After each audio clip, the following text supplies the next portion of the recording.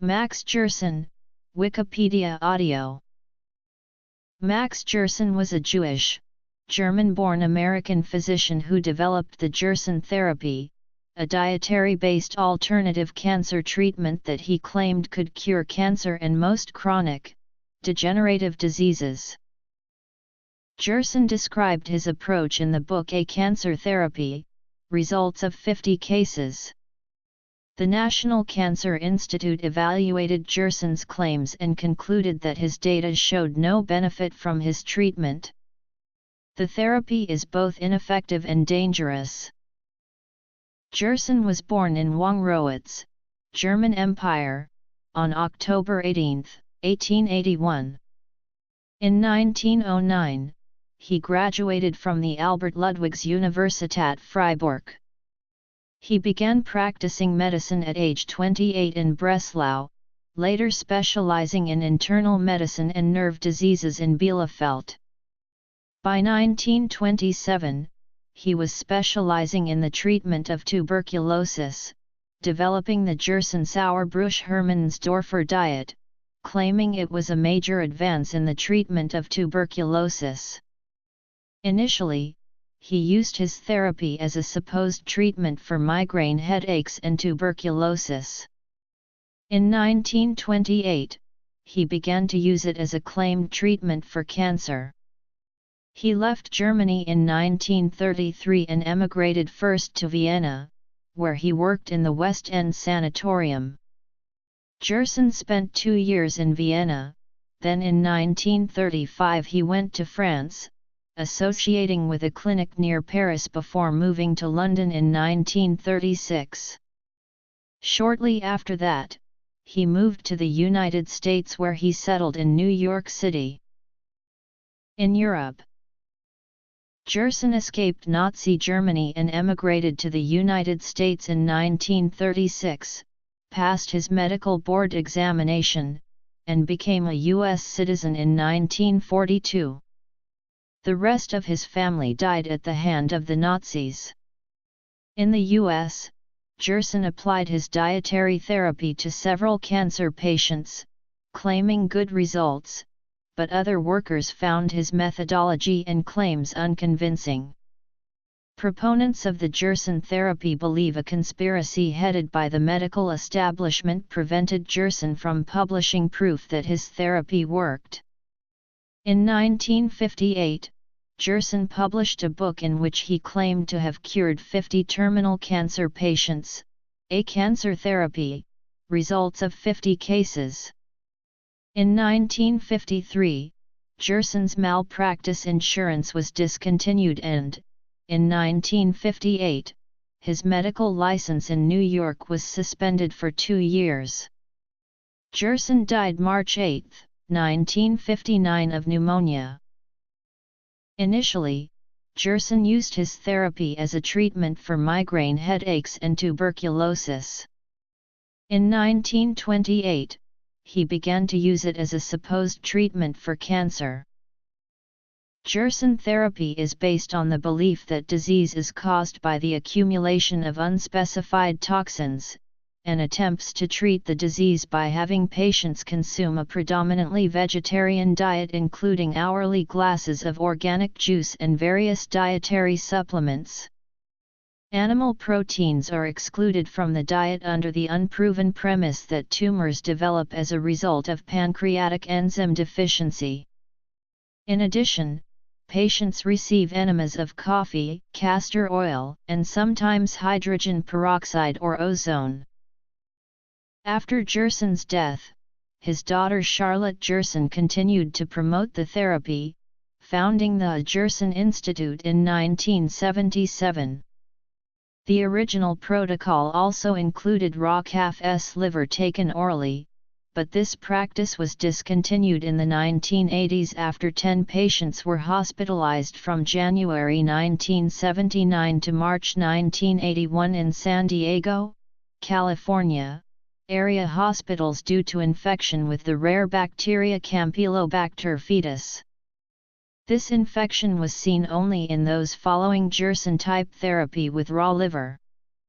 9 of 10 hospitalized patients had been treated in Tijuana, Mexico. The 10th followed Gerson therapy at home. One of these patients who had metastatic melanoma died within a week of his septic episode. Many of the patients had low sodium levels, thought to be associated with the very low sodium Gerson diet.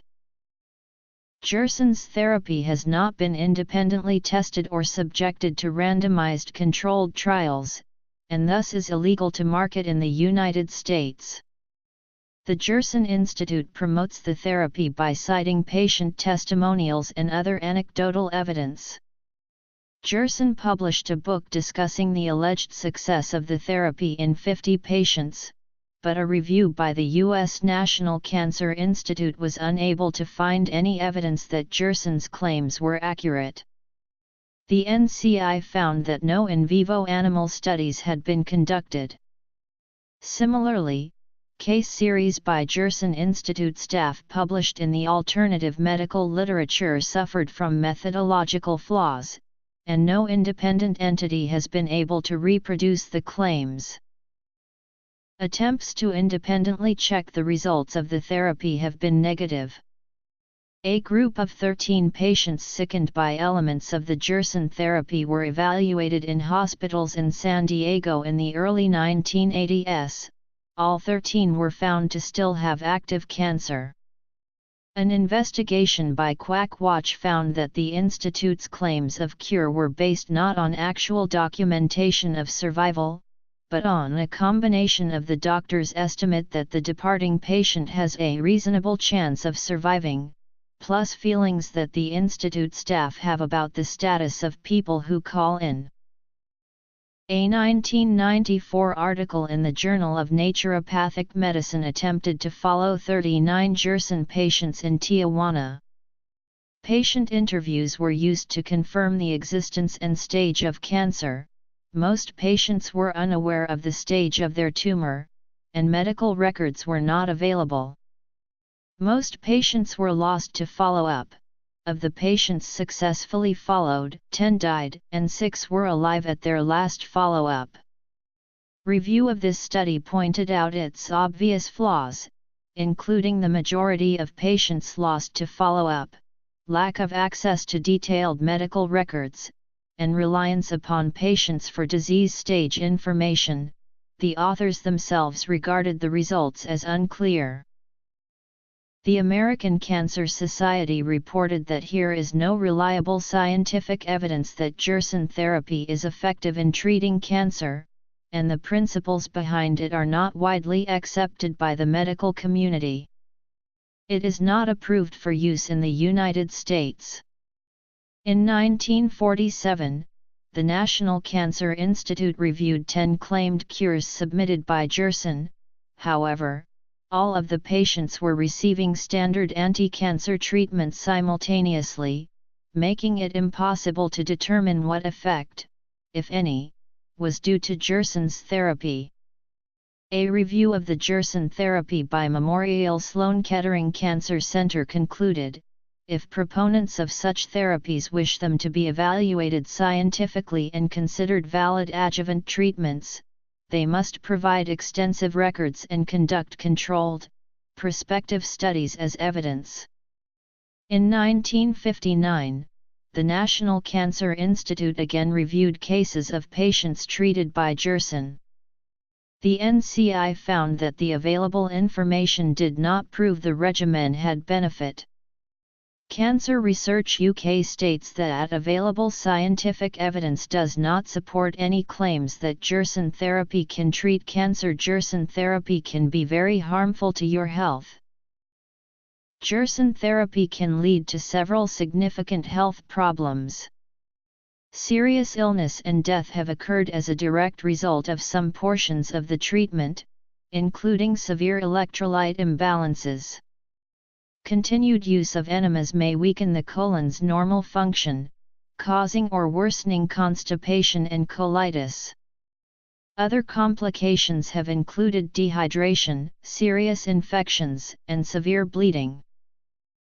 In the United States, The therapy may be especially hazardous to pregnant or breastfeeding women. Coffee enemas have contributed to the deaths of at least 3 people in the United States.